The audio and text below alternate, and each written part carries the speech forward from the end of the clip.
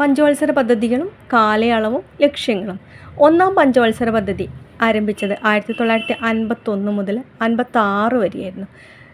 അതിൻ്റെ ലക്ഷ്യം എന്ന് പറയുന്നത് കാർഷിക മേഖലയുടെ സമഗ്ര വികസനം. രണ്ടാം പഞ്ചവത്സര പദ്ധതി കാലയളവ് 1956 മുതൽ 1961 വരെയായിരുന്നു. വ്യാവസായിക പദ്ധതി എന്നറിയപ്പെടുന്നുണ്ട്. ഇതിൻ്റെ ലക്ഷ്യം എന്താണ്? വ്യാവസായിക വികസനം. അതുപോലെ ഒന്നാം പഞ്ചവത്സര പദ്ധതി കാർഷിക പദ്ധതി എന്നും കൂടെ അറിയപ്പെടുന്നുണ്ട്. മൂന്നാം പഞ്ചവത്സര പദ്ധതി 1961 മുതൽ 1966 വരെയാണ് കാലയളവ്. ലക്ഷ്യം എന്ന് പറയുന്നത് ഭക്ഷ്യ സ്വയം പര്യാപ്തത, സമ്പദ്ഘടനയുടെ സ്വയം പര്യാപ്തത. മൂന്നാം പദ്ധതി കഴിഞ്ഞിട്ട് പ്ലാൻ ഹോളിഡേ ആണ്. 1966 മുതൽ 1969 വരെയാണ് പ്ലാൻ ഹോളിഡേയുടെ കാലയളവ്. നാലാം പഞ്ചവത്സര പദ്ധതി 1969 മുതൽ 1974 വരെയാണ്. ലക്ഷ്യം എന്ന് പറയുന്നത് സ്ഥിരതയോടുകൂടിയ വളർച്ച, സ്വാശ്രയത്വം. 4 പദ്ധതികൾ ഒന്നുകൂടെ പറയുന്നുണ്ട്. ഒന്നാം പഞ്ചവത്സര പദ്ധതി കാലയളവ് 1951 മുതൽ 56 വരെ. ലക്ഷ്യം കാർഷിക മേഖലയുടെ സമഗ്ര വികസനം. രണ്ടാം പഞ്ചവത്സര പദ്ധതി 1956 മുതൽ 1961 വരെയാണ്.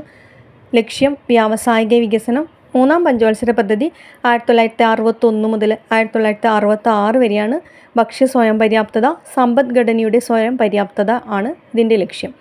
അത് കഴിഞ്ഞിട്ട് 66 മുതൽ 69 വരെ റോളിംഗ് പ്ലാനാണ്. നാലാം പഞ്ചവത്സര പദ്ധതി ആരംഭിക്കുന്നത് 1969 മുതൽ 1974 വരെയാണ്. ഇതിൻ്റെ ലക്ഷ്യം എന്ന് പറയുന്നത് സ്ഥിരതയോടുകൂടിയ വളർച്ച, സ്വാശ്രയത്വം.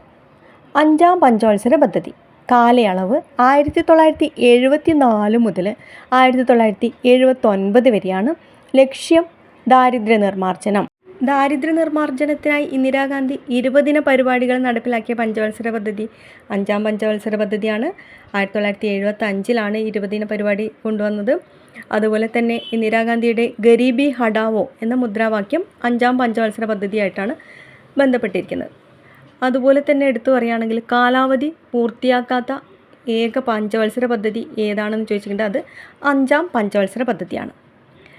അടുത്തത് ആറാം പഞ്ചവത്സര പദ്ധതി കാലയളവ് 1980 മുതൽ 1985 വരെയാണ്. കാർഷിക വ്യാവസായിക മേഖലകളുടെ അടിസ്ഥാന സൗകര്യങ്ങൾ മെച്ചപ്പെടുത്തലാണ് ഇതിൻ്റെ പ്രധാന ലക്ഷ്യം. ആറാം പഞ്ചവത്സര പദ്ധതി 1980 ടു 1985 കാർഷിക വ്യാവസായിക മേഖലകളുടെ അടിസ്ഥാന സൗകര്യങ്ങൾ മെച്ചപ്പെടുത്തൽ. ഏഴാം പഞ്ചവത്സര പദ്ധതി കാലയളവ് 1985 മുതൽ 1990 വരെ. ലക്ഷ്യം ആധുനികവൽക്കരണം, തൊഴിലവസരങ്ങളുടെ വർധനവ്. എട്ടാം പഞ്ചവത്സര പദ്ധതി 1992 മുതൽ 97 വരെയാണ്. ഏഴാം പഞ്ചവത്സര പദ്ധതി കഴിഞ്ഞതിന് ശേഷം വാർഷിക പദ്ധതിയാണ്. 1990 മുതൽ 92 വരെയാണ് വാർഷിക പദ്ധതി. അത് കഴിഞ്ഞിട്ട് എട്ടാം പഞ്ചവത്സര പദ്ധതി ആരംഭിക്കുന്നത് 1992 മുതൽ 1997 വരെയാണ്. ലക്ഷ്യം എന്ന് പറയുന്നത് മാനവശേഷി വികസനം. എട്ടാം പഞ്ചവത്സര പദ്ധതിയുടെ ലക്ഷ്യം മാനവശേഷി വികസനം. ഒൻപതാം പഞ്ചവത്സര പദ്ധതി 1997 മുതൽ 2002 വരെയാണ് കാലയളവ്. അതിൻ്റെ ലക്ഷ്യം ഒമ്പതാം പഞ്ചവത്സര പദ്ധതിയുടെ ലക്ഷ്യം ഗ്രാമീണ വികസനവും വികേന്ദ്രീകൃത ആസൂത്രണവുമാണ്. അഞ്ചാം പഞ്ചവത്സര പദ്ധതി കാലയളവ് 1974 മുതൽ 1979 വരെയാണ്. ലക്ഷ്യം ദാരിദ്ര്യ നിർമ്മാർജ്ജനം. ആറാം പഞ്ചവത്സര പദ്ധതി കാലയളവ് 1980 മുതൽ 85 വരെയാണ്. ലക്ഷ്യം കാർഷിക വ്യാവസായിക മേഖലകളുടെ അടിസ്ഥാന സൗകര്യങ്ങൾ മെച്ചപ്പെടുത്തൽ. ഏഴാം പഞ്ചവത്സര പദ്ധതി 1985 മുതൽ 1990 വരെയാണ്. ലക്ഷ്യം എന്ന് പറയുന്നത് ആധുനികവൽക്കരണം, തൊഴിലവസരങ്ങളുടെ വർധനവ്. അത് കഴിഞ്ഞിട്ട് 2 വർഷം വാർഷിക പദ്ധതിയാണ്. 1990 മുതൽ 92 വരെ വാർഷിക പദ്ധതി. അതിനുശേഷം 1992 മുതൽ 97 വരെയായിരുന്നു എട്ടാം പഞ്ചവത്സര പദ്ധതിയുടെ കാലയളവ്. ലക്ഷ്യം എന്ന് പറയുന്നത് മാനവശേഷി വികസനം. ഒൻപതാം പഞ്ചവത്സര പദ്ധതി 1997 മുതൽ 2002 വരെയാണ് കാലയളവ്. ലക്ഷ്യം ഗ്രാമീണ വികസനവും വികേന്ദ്രീകൃത ആസൂത്രണവും. പത്താം പഞ്ചവത്സര പദ്ധതി 2002 മുതൽ 2007 വരെയാണ് കാലയളവ്. അതിൻ്റെ ലക്ഷ്യം എന്ന് പറയുന്നത് മൂലധന നിക്ഷേപം വർദ്ധിപ്പിക്കുക. പത്താം പഞ്ചവത്സര പദ്ധതിയുടെ ലക്ഷ്യം മൂലധന നിക്ഷേപം വർദ്ധിപ്പിക്കുക. 11ാം പഞ്ചവത്സര പദ്ധതി കാലയളവ് 2007 മുതൽ 2012 വരെയാണ്. ലക്ഷ്യം എന്ന് പറയുന്നത് മുഴുവൻ ജനവിഭാഗങ്ങളുടെയും സമഗ്ര വികസനം. 12ാം പഞ്ചവത്സര പദ്ധതി 2012 മുതൽ 2017 വരെയാണ്. ഇതിൻ്റെ ലക്ഷ്യം സുസ്ഥിര വികസനം. 10ാം പഞ്ചവത്സര പദ്ധതി കാലയളവ് 2002 മുതൽ 2007 വരെയാണ്. ലക്ഷ്യം മൂലധന നിക്ഷേപം വർദ്ധിപ്പിക്കുക.